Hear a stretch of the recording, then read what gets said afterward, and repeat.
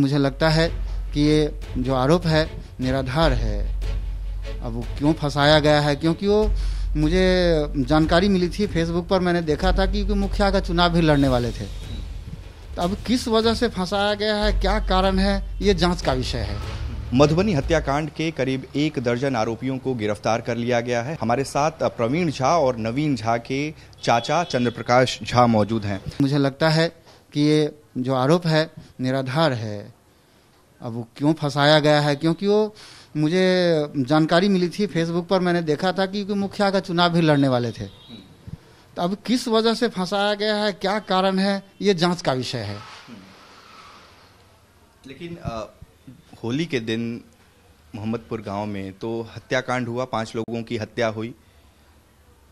नाम आया आपके प्रवीण झा और नवीन झा के। तो आखिर वजह क्या रही, क्या कुछ हुआ था उस दिन? आखिर किसी ने तो गोली चलाई, मौत हुई है तो किसी ने तो गोली चलाई, क्या हुआ था उस दिन? देखिए, वजह क्या है ये तो मुझे इन्फॉर्मेशन मिली नहीं है कहीं से, मैं बता नहीं पाऊंगा क्या वजह था। लेकिन कहते हैं, जो समाचार पत्र मैंने पढ़ा था कि मेरे यहाँ पर एक तालाब है, बल्हा पोखर उसका नाम है, हमारे घर से जस्ट 100-150 मीटर की दूरी पर है। हम लोग उसमें स्नान करते हैं घर से। पहले हम लोग अब तो स्नान करना उसमें कम कर दिया, पहले उसी में स्नान किया करते थे। और उसका जो भिंडा है एक उत्तरवारी साइड से, वो हम लोगों का है। वो पोखर में जो है हिस्सा हम लोगों का ही है, हमारे पूर्वज से ही है। सुखदेव झा का हिस्सा है उसमें। कहते हैं कि माने मिसर हैं, उधर बालबोध मिसर हैं, गईबीपुर के ही हैं सब, उन सब का हिस्सा है। तो उसमें जो मालिकाना अधिकार ये सब बता रहे हैं कि हमारा इसमें ज़मीन है। तो अब ये सुनने में आया है कि वो ज़मीन क्या करते हैं पौआम वाले कि मोहम्मदपुर वाले, एक दूसरे को उल्टा पुल्टा कागज़, कौन सा कागज़ कहाँ से बनाते हैं मुझे नहीं मालूम।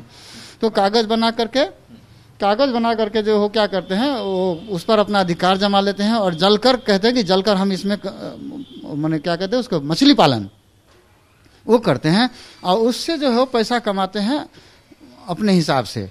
और जबकि हमारा ये कहना कि हमारा पुरखा का पोखर है, तालाब है। लेकिन वो तालाब तो मछुआ सोसाइटी की है फिलहाल। नहीं, वो सोसाइटी क्यों है, कैसे चली गई सोसाइटी में, जब हमारा इतना पुराना चल रहा है सबका। भिंडा के ऊपर हमारा कटहल का गाछ था, एक बहुत बड़ा, बहुत पेड़ था, इतना बड़ा, उसमें 1 लाख कटहल फड़ता था। उसमें सुखदेव झा और काशी लक्ष्मी, वो दोनों भाई का उसमें था पहले। होली वाले दिन क्या हुआ था?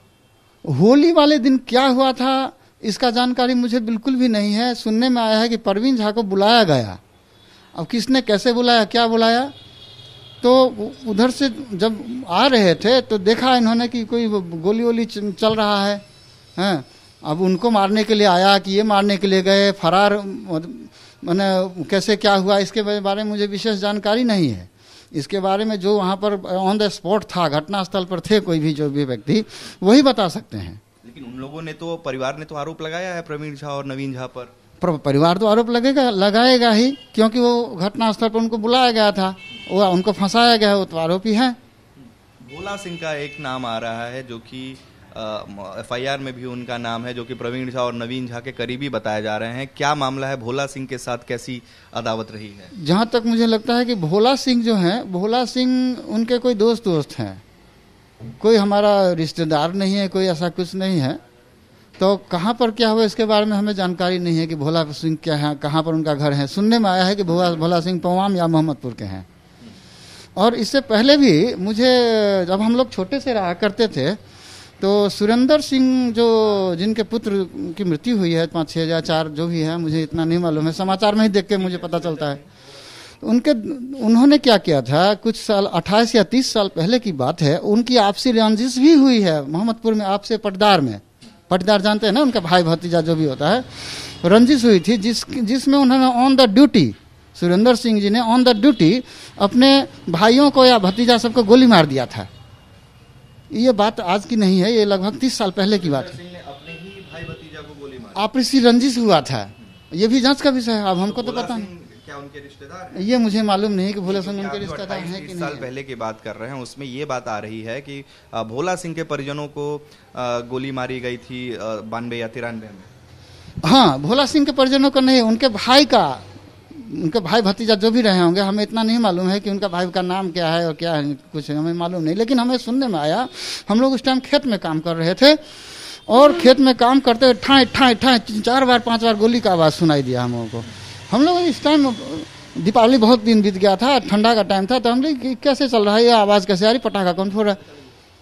तो वो जो है वो किसी ने फिर बताया कि सुरेंद्र सिंह जो है गोली मार दिया 3-4 आदमी को, सारा मौके पे ही मर गया। भोला सिंह के बारे में ये कहा जा रहा है कि जो तालाब है उसमें वो शराब छिपा कर रखते थे, ऐसा कहा दावा है कि वो शराब की तस्करी किया करते थे। और चूंकि वो प्रवीण झा और नवीन झा के करीबी थे, इसको लेकर कुछ विवाद हुआ था होली के दिन। आपको क्या ऐसी कोई जानकारी है? आपको क्या उसके कथित शराब तस्करी के बारे में कोई जानकारी है? नहीं जी, मुझे इसकी कोई जानकारी नहीं है।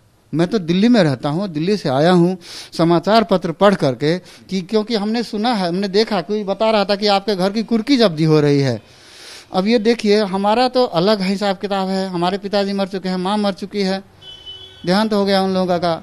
और उसके बाद जो अब हमारी संपत्ति जो है, हमारा घर अलग है, भैया का घर अलग है, भैया घर अलग बनाए हैं। अब भैया के घर से जो भी उठा कर ले गए, परवीन नवीन की संपत्ति को समझ करके उठा कर ले गए हैं।